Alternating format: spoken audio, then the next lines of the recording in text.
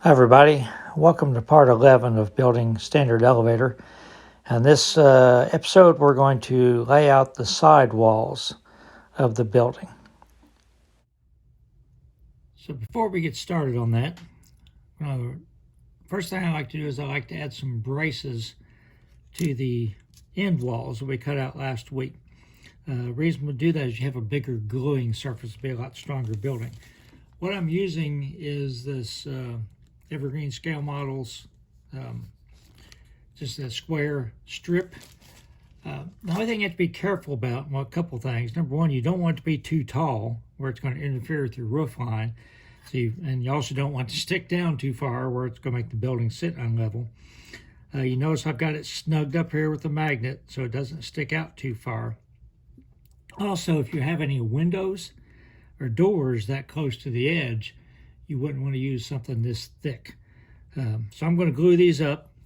You see I've got another one here, so I'm going to glue corners on each. I'm going to glue braces on each corner, and then we'll get started. Another tip, and this is from Boomer. I never really noticed this before, but if you lightly sand this, it will make a stronger bond. So I just go ahead and sand all four sides. Just scuff it up a little bit. Clean it off that way, and you can scuff the other pieces too. It'll make a stronger bond. So we know the walls are 60 feet long. Of course, I'm just going to make the height the same height as the sidewall. So I could measure it. But I've got a really accurate little scale here that goes into, I guess, 64ths of inches.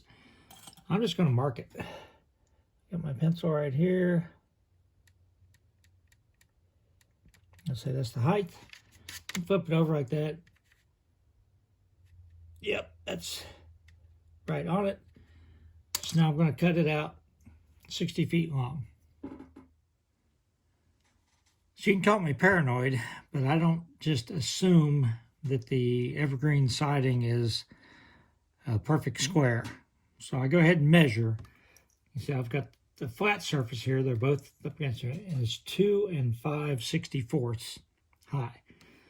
So I'm going to go ahead and measure across 2 5/64 on the other edge.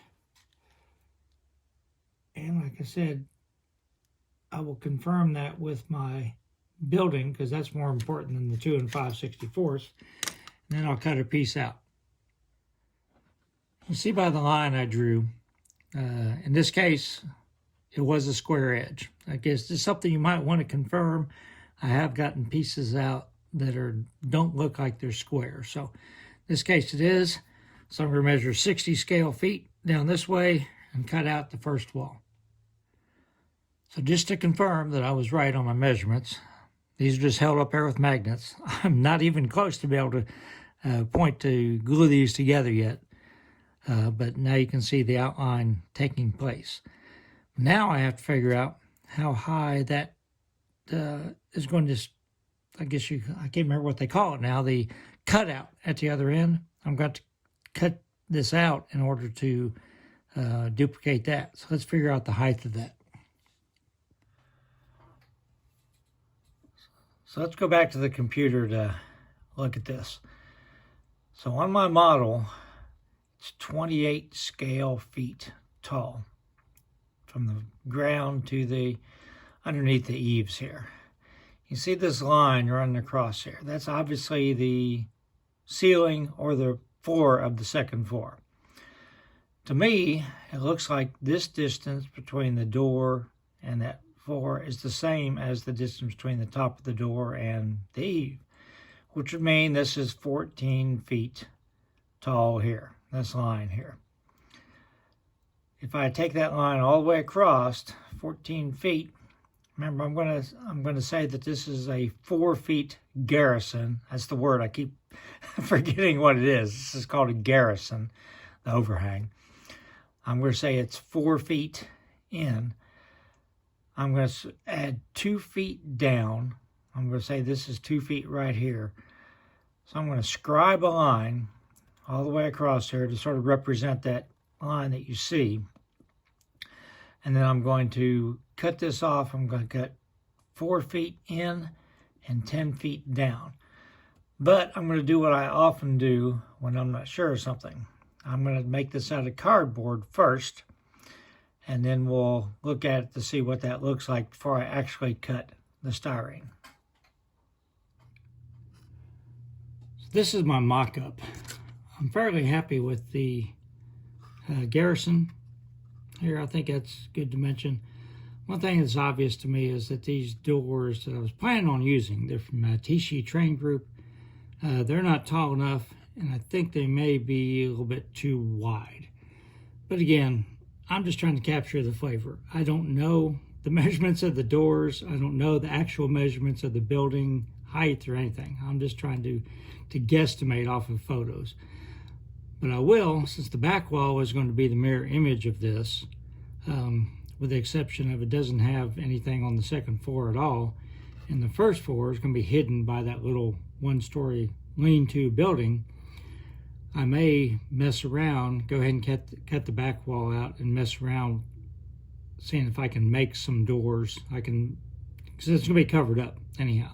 That'll give me an idea on whether it's going to, how it would look if I didn't use these doors. And I could use a little bit taller windows, again, based on the prototype, but I will probably be forced to use these because there's not a wide variety of windows. But I think it's pretty much capturing the flavor of it. So what I'm going to do now is I'm going to cut out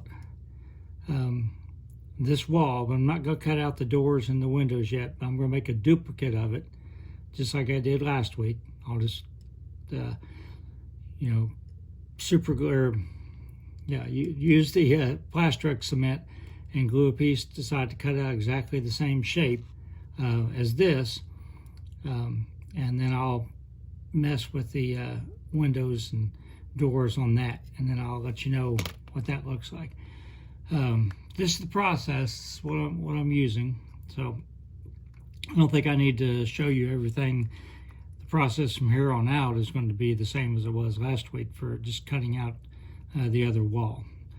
So we'll end it here. Again, if you have any questions or comments, let me know. If you know of somebody that makes taller, narrower doors, these are only the Tichy Train Group doors. I like their products. I like Tichy's products a lot. I bought a bunch of stuff from them.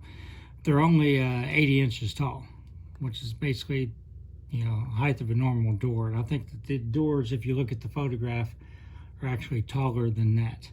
And I think that would that's why this gap in here looks so big. I think if the doors were taller and narrower, it wouldn't look as big. Plus, it makes the building look a little bit shorter than it actually is because the doors are too wide. I could just cut the frame off these because if you look at the picture, doesn't have a frame around it like that, which would make them appear narrower. But I think my best bet is to see if I can mock something up. Again, thanks for watching, and everybody stay safe.